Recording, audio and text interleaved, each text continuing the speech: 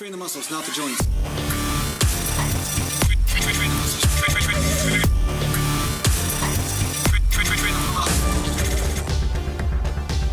Welcome back to Natural Gallant Bodybuilding Mountain. And today I'm going to talk to you a little bit about leg training and how it may help you put on upper body size, which, you know, in some cases might be counterintuitive to some of you. But the fact is that as a natural bodybuilder, you are dependent on overall system stimulation, right?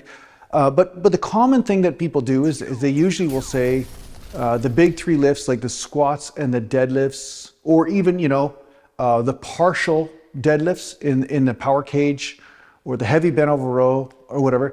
You know, these types of lifts that put a lot of weight on the spine are the best for stimulating the overall system. And let's just say that I've experienced this firsthand when I lift heavy during squats, especially because I noticed that somehow there's some sort of overall body stimulation that goes on that stays with me over the next day or two.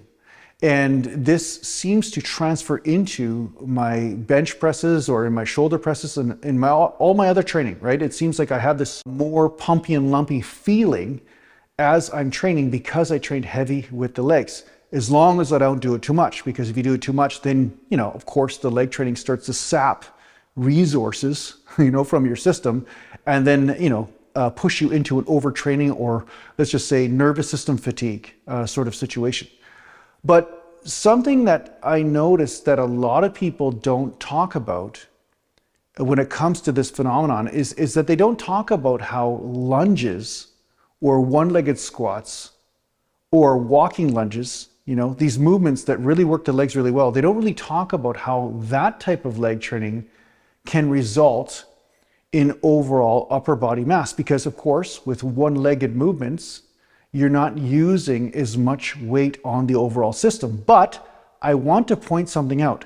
There is another aspect of this type of training that may cause an anabolic response. And I noticed this especially with walking lunges with dumbbells. Now, everybody knows that farmer carries produce a certain amount of results in the traps, maybe in the shoulders, maybe even in the arms, of course, depending on how stable your shoulders are, right?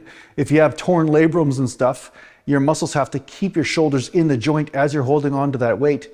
And that means that farmer carries would probably even produce more results for you in that case.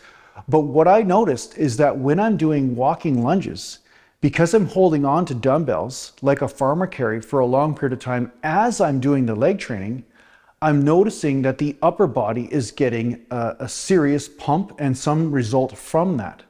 Now, whether you're using, you know, medium weights or heavy weights, it does stand to reason that there's a lot of tension over a long period of time on the upper body as well as the lower body as you're doing the lunges.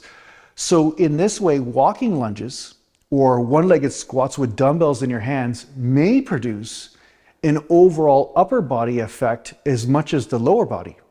I was doing one-legged squats the other day with the 100-pound dumbbells, and you noticed quite a measurable burn in the upper body as you are holding tension, right, in the shoulders and the arms, because you do want to keep a certain amount of tension in the arms as you're doing the movements to protect the elbows, to protect the shoulder joint, and so forth. And as I was doing this, I was noticing that my upper body was getting as pumped as my lower body. So something for you to consider is that heavy squats, as great as they are, and deadlifts and so forth, they're not the only way for you to stimulate the upper body through leg training. So I highly encourage you to use some heavy dumbbells, and you get a farmer carry type of experience along with a good leg workout with great stretch and stabilization. And you may notice that you get more results from doing that exercise even than squats, right? So yeah, that's something for you to try. I really enjoy the one-legged squats as well as the walking lunges. And of course, there's different variations of the one-legged squat. You know, when you're holding on the dumbbells, you could be stepping back and then forward like this and alternating legs, or you could be doing just one leg at a time, as many as you can. You go all the way down, right? You could do all these different types of variations, and you'll notice that each one stimulates the leg in a different way, or just a subtly different way. But at the same time, you get a great workout. So yeah, experiment with that. Let me know how it goes for you guys. And you know what, if you want to talk further about it, make sure you tune into the Patreon podcast. The link is in the description. And thanks a lot for watching. If you need to get a hold of me, just go to naturalgallantbodybuilding.com. And thanks to the Patreon supporters, and take care for now. Mountain.